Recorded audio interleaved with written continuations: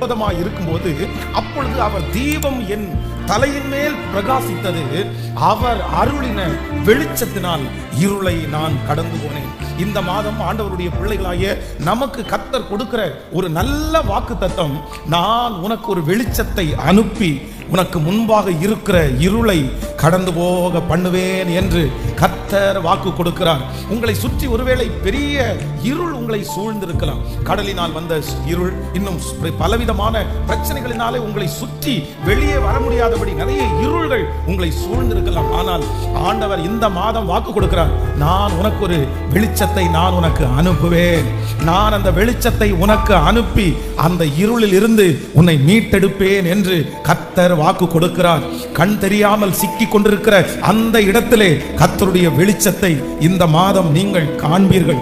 அந்த இடத்திலே கர்த்தர் வெளிச்சமாய் வருவார். உங்களை சுற்றி ஒரு வெளிச்சம் பிரகாசிக்கும். அப்பொழுது அந்த இடத்திலே நீங்கள் மிகவும் அழகாய் கடந்து வருவீர்கள். கைகளை உயர்த்தி ஒரு ஹல்லேலூயா சொல்லலாம். நான் அருளும் வெளிச்சத்தினால் நீ இருளை கடந்து போவாய்.